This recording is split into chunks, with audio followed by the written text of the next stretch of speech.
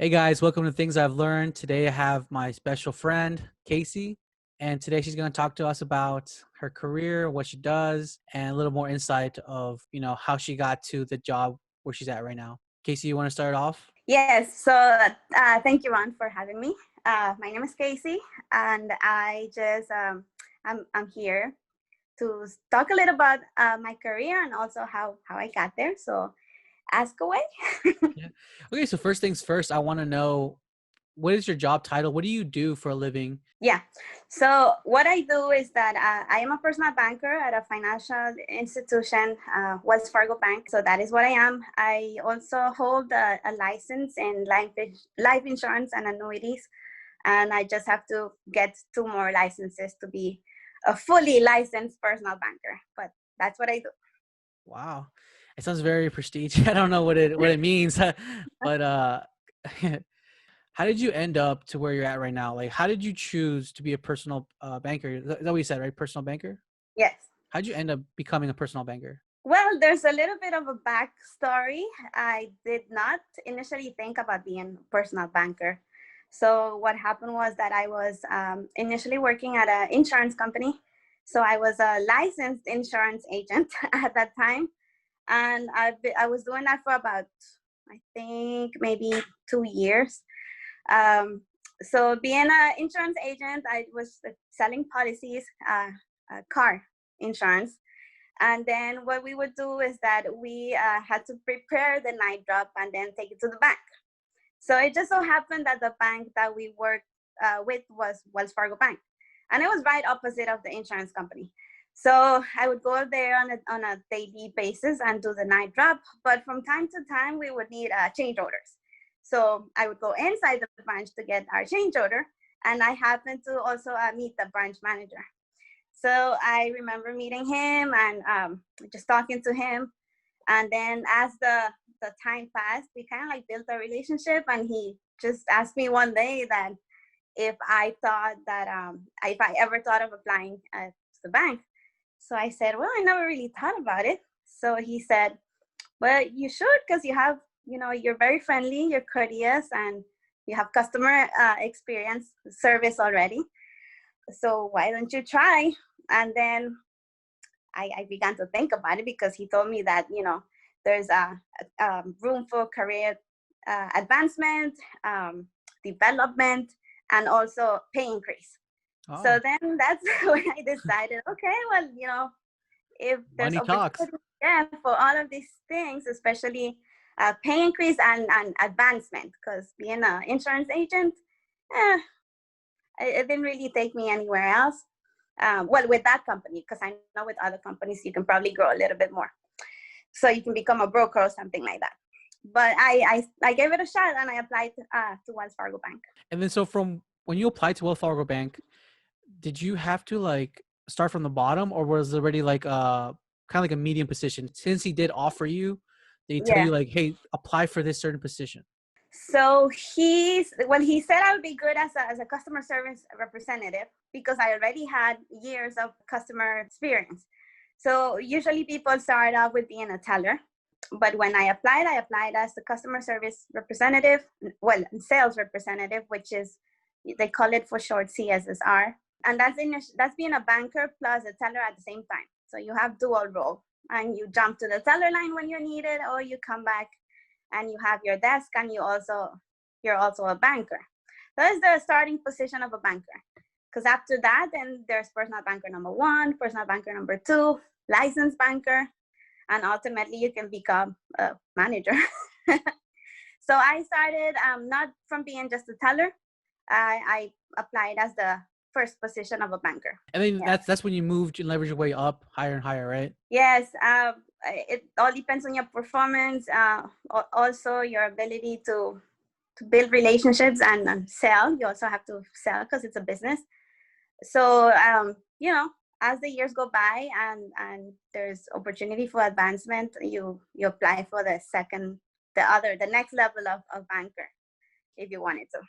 Do you need a degree or do you need a certificate? Like, what do you need to like? Do you just need to go there and just have experience to get the job? Yes, to be a teller, which is what most people start off as, and then they work their way up, is just having a high school diploma. And of course, you have to be 18 to work in a bank. There's no 16, 17 or anything like that because you're dealing with money. And, it's a financial institution. And then, yes, also customer service experience. And you have to handle money or have experience in handling money, because if you're starting off as a teller, you have to have some sort of experience in working with a cash drawer. Right. Yes, so you won't be short or over or anything like that. But that's really it. And then after that, you work yourself up with experience to become a banker, and you don't need a degree. I've seen many branch managers become branch managers without ever having a finance degree or business degree. It does, it is a plus though, because then you can get maybe a higher pay if you have a degree. Okay. Okay. So I see what you're saying. Okay. Yeah. But still, you don't need the degree to get an actual job. No. Is there always room for advancement, especially in Wells Fargo? Like, or is there like a cap out? Like I know for some bankers, like some other companies, like you need a degree to just have this certain job, or is it just like you need certification, like as an alternative? Oh, yes, yes. Internally, we have to do quarterly compliance courses. You have to meet, those things that they set for you. If you're dealing with mortgages, then you have to be safe certified as well. Otherwise, you cannot talk about mortgages. Bankers do cap out eventually after years of performing well and getting their annual increases. Yes, in terms of the degree, you do not need the degree. It's a plus to have it. And then again, you can start off to get your degree with Wells Fargo, and there's tuition reimbursement. So while you're working, you're studying, you get your tuition reimbursed, which is pretty nice. Cool, very cool. Okay, this is pretty good because like sometimes I know people can't afford college, especially because it's expensive, and sometimes they don't like college either. It's like they don't. It's not for them, and that's perfectly fine, right? There's other jobs out there, Yeah. right? So to me, especially like I think in the Latino community, because we have some people that are DACA recipients, and that tuition sometimes costs like they consider you out of state, so you pay out of state tuition, which is crazy Yes. amount of money, in my opinion. Yeah. So being a DACA recipient myself, I know what it feels like to have to pay more out of pocket. But then if you're working in a big company that offers tuition reimbursement, then why not? Apart from getting your job and doing your job, you should take advantage of everything that they have to offer, all the benefits, 401k, tuition reimbursement, healthcare. So that's what I do. I do pay out of pocket at the start of the semester, but then after that, what you have to be performing well, of course, at work to be able to receive your tuition reimbursement, and then you have to get a certain grade. I believe it's just if you get a C plus or better that you qualify to get your tuition reimbursement. So that works out because in the long run, your employer is the one that pays for your degree. Of course, it has to do with what you're working on. For Right. example, if I currently work at Wells Fargo, so I cannot get maybe a degree on medicine because it has nothing to do with them. It would have to be something that would benefit them ultimately for having you as an employee. So it could be anything with business, accounting, marketing, finance, anything, HR, anything to do with that, which is a lot of options. Right. And anybody could take advantage of that, being a DACA recipient. That's awesome. That's great. I know some people don't know what tuition reimbursement is, so it's very good to be aware of it and see if some companies offer it. Like especially big corporate companies. I remember they did that when I was working at Publix. They offered me tuition reimbursement. Exactly like you said. I had to first pay my tuition and then show my grades and see if they qualify and then get the money back. Yes, but it's worth it definitely, because at the end of the day, you're gonna have a degree and you're not obligated to stay with them. You can, if you want, and just advance, become a manager or something higher. But you have your degree at the end of the day, and you can do something else. It's great. You did mention you were a DACA recipient. Yes. So I want to talk a little bit more about that. Like, was that in like a struggle you had to overcome when getting like your first insurance job? Uh-huh.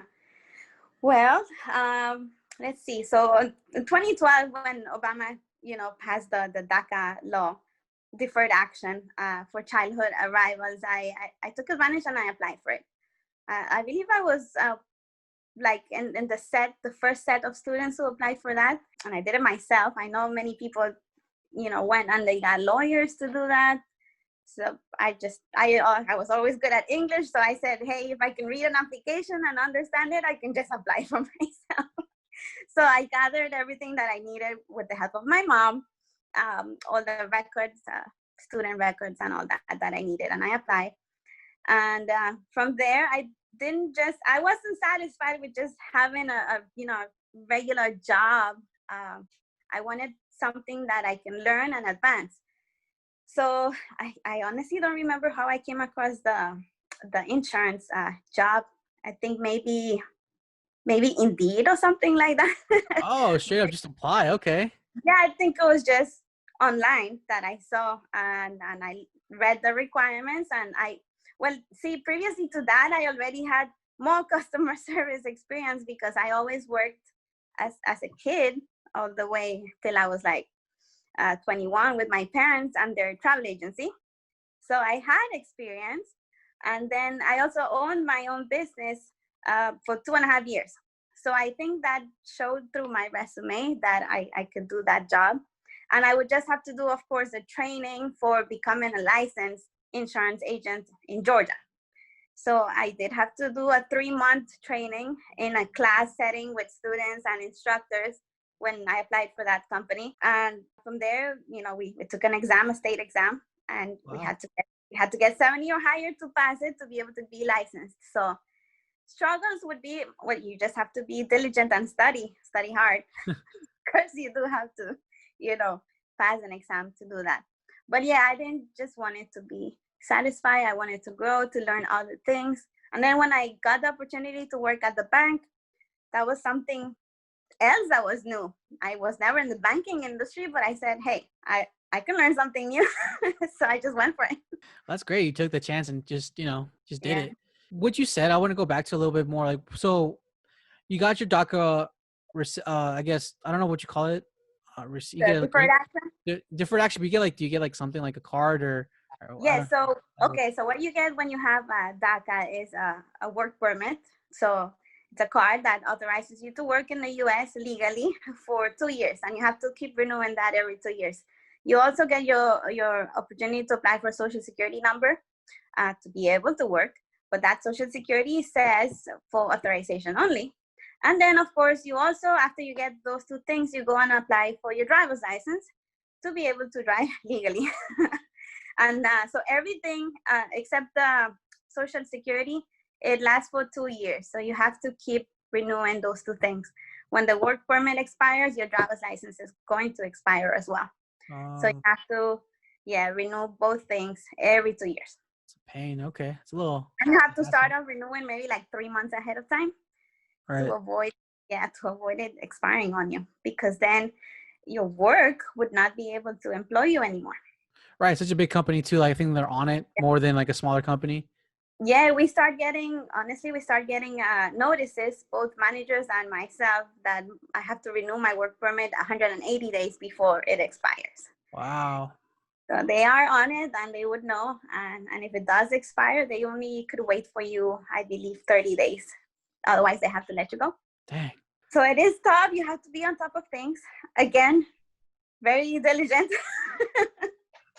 Yeah. So what's your background like Latino wise, So my background is very interesting. I am proud to be a very diverse person.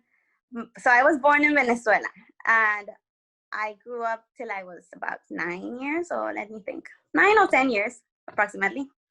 And my father is from Bogota, Colombia. And then my mother is from a totally different country. She is from the Caribbean, Trinidad and Tobago. So they had their travel agency since we were little, and they first started having it opened in Venezuela. Then they decided to move to Trinidad and Tobago, and I believe that was in 1998. So then we moved there, and that was a whole different country for me. We only spoke Spanish, a few words in English because my mother would teach us, but then Trinidad, everybody just speaks English, and it's a Caribbean accent, English. So we studied there. We went to primary school there, which people would call it elementary school here. And then we also started secondary school, which is middle high school over here. So when I was 14, my parents then decided to move from Trinidad and Tobago to Florida, to the US. So here we started high school. I believe it was 10th grade. No, I'm kidding. We skipped 10th grade and I started 11th grade and finished up with 12th grade, of course, yes. So it was interesting, and that's my background. Parents from different countries, and I got the opportunity to study and live in 3 different countries.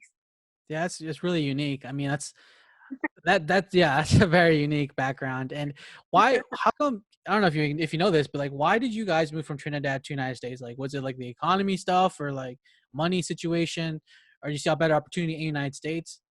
Yeah, so the third thing you said. So my parents were doing very well in Trinidad. They had their office open, a travel agency. They used to do chartered flights from Trinidad to Venezuela, and there's a lot of demand for that at that time. I'm talking about 16 years ago, when people still walked into a travel agency and bought tickets, and they organized their tours. So it was really good. They would charter a flight and then send like the whole plane used to get booked. They used to send the whole plane of about 110 people to Venezuela. But what happened was that Trinidad is a small island. There's like 1.5 million people there. So a lot of people knew my dad and my mom, and they were the only Spanish people, well-known people, so they knew Mr. Fernandez. He used to be in the radio stations, advertising his travel agency. He used to be in the newspapers as well. So there was a lot of crime, and I think there still at the time, of people wanted to take advantage of others that they knew were doing well or they were wealthy. We were going to private schools, all of us. So my dad decided that it was just better to move into a country that's more secure. So yeah, it was not the economy or anything like that, but it was just maybe like the crime and the kidnapping. When they knew that, when people knew that you were good and you had money, so then they were doing that at the time. I'm not sure if they're still doing that, probably, but kidnapping kids of people that have money. Well, that's insane. I mean, dang. Yeah, so my dad he said, no, let's just go to the US, and the kids would be safer there, and we don't have to watch our backs that much anymore. So we moved here in 2004, September. Wow, dude, I think I was in 7th or 8th grade. And I've been here ever since. Dang. Yes. Wait, so we moved to the United States. Was it difficult, or did you have family in the United States? Like, how would your situation, like, did you start from the bottom when we were up, or you had a little help from friends and family members? No, we did have family in Miami. My dad's aunt and my grandmother, they were there. They were there for a little bit, maybe like 6 years already. But no, my parents decided to start. They came with enough money to purchase a home. So I remember we initially, we came through Miami, and then we just stayed at my grandma's place for a little bit, my aunt's place. But that was just to be able for them to purchase the house, and they decided to purchase it in Plant City. So that's where I lived initially when we came to the US, in Plant City, and I went to Plant City High School, Florida. So yeah, they started from the bottom up. They did not open the travel agency here. They did other things, and they tried to do that online, because we were getting into the point that things were going to be more online, especially in the US, and not in the Caribbean, which is different. They're a little bit more backwards than here. Right. You can say. No. For real, like in most Latin countries, I think, or Caribbean as well, like the internet was still something new, right, and expensive. Yeah. They weren't like, I remember there being internet cafes when I went to Peru, like when I was a kid. Yeah, over there too. Yeah. So, okay, that's awesome. I never knew this about you. That's pretty cool. I learned something new. A lot of backstory.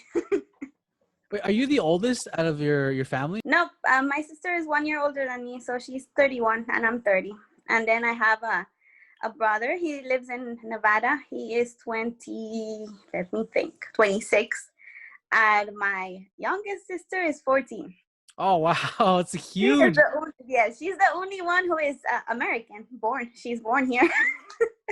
So you were here in the United States for a long time, right? I would Yeah. say, right? Now, Yeah. now, Now it's been 16 years. right? So you're used to the customs and everything we do. But originally when you first came here, you say you came here towards graduation, like high school, like 12th or 11th grade. 11, yeah, 11 and 12. So after you graduate, like what was like your thought? Like, okay, so I need to get a job, college, like, and then because were you still legal at that time, or were you still like considered undocumented? No, we were still considered undocumented. So at the time when we came in, we're all children, so we're not really thinking about things, right? Hmm. All we know is that we came here and we're going to school. So reality hits when you're in high school and you're getting ready to graduate, and then you're like, oh, why can't I apply for this? And then you're like, because you don't have any documents.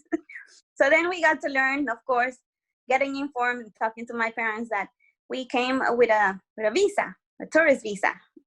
They call it B2 visa, which if you don't go and come every 6 months, it's gonna expire on you. And then if it expires, then you become undocumented. So by the time we hit 12th grade and we did not go anywhere, then we realized we were undocumented at the time. So of course we had our tax IDs and whatever to be able to do taxes and all these things, and in the future when we decided to, if we can get a job. But we did not have those things that we needed for to just to be able to advance. So yeah, we started off right after high school, just doing jobs like everybody else who comes into the country without any documents. Working as waitresses. I did waitressing for 5 years. People who gave me the opportunity, other Latinos, cleaned houses, babysitting, all kinds of things. Decent jobs to be able to get by, to help my parents as well. But it was a struggle at the beginning, yeah, because I did not have documents until I was 21. So from the time I graduated from 17 to 21, yeah. When you were 21, was the DACA thing in place, or what do you? Yeah, Yeah. yeah, that was, yeah. Okay. Finally in 2012, when that came by, is when I said, hey, I have to apply. Wow. Right. And then that just opened up to you, like your mentality, like, because I'm pretty sure that after you graduate high school, you were like, dang, well, I'm stuck like in a box, right? Like, what can Mhm. I do, like, to, I guess, get a career going or get a job going? Was that the mentality? Because you realized that you didn't have documents, you're kind of like, okay, what am I supposed to do? Or were you always kind of like, I'm gonna push forward no matter what. I'm gonna keep doing the best I can. I always thought like that because my dad especially taught us to be like that. He would push us from the very beginning, and he would tell us that me and my sister, especially because we're girls, that you guys can do anything a guy can do, and you guys can do whatever you set your mind to it, because nobody can tell you no. So even knowing that we didn't have documents, and we lost a lot of opportunities, because in high school, my sister and I, we got partial scholarships to go to Johnson and Wales University. But we lost those scholarships, unfortunately, because of course, we realized we're undocumented. We have to pay the triple of an international student would pay. That's Yeah. when you realize, oh, you're an international student, even though you were here studying with everybody else and living here. Now that hits you that you're an international student. So we have to pay the triple. And it's not that they didn't allow us to go to school. We would be allowed to go as an international student, but then you had to show the funds, the money of who's gonna pay for this, like a sponsor, after they deduct the scholarship. So we went over to visit Johnson and Wales in Fort Lauderdale, and they minus the scholarship. Then they said, okay, the balance is gonna be 21,000 for the degree, and you need a sponsor to show that they got 21,000 each, because my sister was gonna go too. Wow. So unfortunately, we didn't have anybody with money at the time. My parents did not have that money to show in the bank to be our sponsor, so we lost the scholarship. But we didn't let that keep us back. We decided to just do everything we can to excel and just keep working hard. It's a great mentality. I mean, honestly, like that's I mean, I honestly, this is the first time you're hearing this. I mean, that's a great motivation. Thank you for sharing that, Casey. I know sometimes, talking about struggle, sometimes it's difficult to talk about. It's kind of like, I don't want to say your dark past, but something like just kind of demotivate you in a way, like a little obstacle, a little hiccup there. And at the time, you probably felt like, well, I don't know how you felt like, because I wasn't there. But like Hmm. from the story, it seems it was just like another like hit on you, like for something that you couldn't control. Yeah. I So mean, it was heartbreaking, and that wasn't the only thing that set me back personally. Um, I always thought, just don't get comfortable. Always strive for the next best thing. So even though that didn't happen, and I knew I was undocumented at the time, I still continue working hard, having decent jobs, saving money, just getting to know people, maybe, building your network. I always believed in building a network, even now that I'm studying business, because that brings you more opportunities, and you can show your skills and people get to know you, and that is how you grow. If you keep to yourself, nobody's gonna see that. Yeah. So yes, yeah. I am that way. I am that way. Sadly, that's me. The last part you said. My co-host Ali, she actually believes in network. She did networking in college, and that's how she got her jobs and people who she knows. And I did the opposite. I just applied and I got the job. Like I didn't use any networking at all. That's how that works. But yeah, that wasn't the only struggle that in getting into university. When I moved to Atlanta, then I also saw another struggle when I applied for Le Cordon Bleu, because I always wanted to be like a chef. I like baking and pastry. To this day, I still like it, even though I work in in the banking industry. That's my hobby, and I do that on the side. So just hustle every day. But yeah, so I also got slapped in the face when I was told I applied. I paid for the application. I passed the exam. They accepted me. But then they said, oh, you got to pay $800 monthly, to go to Le Cordon Bleu because you're an international student. What? Yeah, this is Oh, before DACA as well. oh, okay, okay. I was like, wait, even with DACA, you still have to pay like a tuition, like it's a monthly payment, or is it like? Yeah, well, here's the deal. With DACA, you're not allowed to apply for financial aid for FAFSA. You can't. You have to be a permanent resident or citizen. So even though you have DACA and it is good for work, it's a lifesaver. You're able to work and do things legally. You're still a little bit restricted. We are not allowed to apply for financial aid. So you have to pay out of pocket, right? Hmm. So when they said $800 a month, I did not have that. I was newly married at the time. I had to pay a car, rent, everything. So that plus $800 a month, that was like paying another Another, house or something. yeah, Yeah. house. So Dang. unfortunately, I had to let go of that dream as well. But everything happens for a reason. And then after a while of just getting more experience and different jobs, look at me now. I'm studying with through BYU Idaho, business management. That's great. Yeah. Awesome. Yeah, I didn't know you were doing that. It takes a little while, but you can do it. I mean, I've enrolled in BYU since I believe it was 2014, and it's taken me a while. I'm still doing it part time, little by little. Well, I mean, One classes, two classes. yeah, maybe you're a mom, you have a career going on, you have a lot going on. Do you do also the degree thing? That's just, and degree takes a while. Yeah. It really does. I mean, I think for some people, especially like people that have already been established here in the United States, they already know the system. They know how to, have money to fund the college, their kid, right? To go to college for 4 years, right? To me, it took me six years to graduate college. Just Exactly. Yeah. And sorry to cut you off, but no, it's fine. it takes a little while if you have all these things going on. But I've found that it is better, especially to be debt free when you're finishing university. To Yes. work and study at the same time is the best choice ever. And even when I talk to young people coming to the bank about their finances, they ask me about student loans and all these things that we could offer.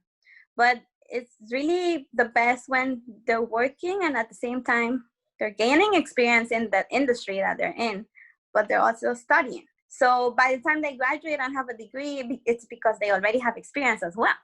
So if it takes them 4 years or 6 years to graduate, you already have 4 and 6 years experience at your job. And then you're more likely to get that job when you do the interview because you got the 2 things now. Right. Yeah. No, I 100% agree with you, because student loans is not something to be taken lightly. Like, you can't, if you go bankrupt, right, you cannot bankrupt your student loans. They're there for you forever. Like, they're Exactly. there until either you die, or like either the school like messed up and like cheated you out of the degree, right? And then Yeah. you don't owe anything. Because I have student loans right now I have to pay back. And legit, I have to pay $500 a month just for student That's loans. crazy. Yeah. Yeah, it's intense. And I was able to find a job, thankfully, after graduation, that I was able to pay student loans off, and I was able to live, I think, say comfortably. Hmm. So I am blessed in that. But I know a lot of people, especially because I have an arts degree, I guess you can say, Yeah. it's very hard finding a job in the art field, whether it's like film or design, well, graphic design, web design, anything like that. And it's very hard to find because it's so competitive, Yeah. so saturated. And some people actually know that took college, took student loans out, they owe money, and they're still working like in Starbucks. Yes. Yes. And I've seen a lot of that. And I mean, I wish I would know them before to tell them, hey, don't do that. Yeah. Somebody told me like, hey, yo, these, because I'm 18 or 19, right? Ever like, I don't know what student loans are. Like, well, I do know what they are. Just like, they're just money so I can get to college, right?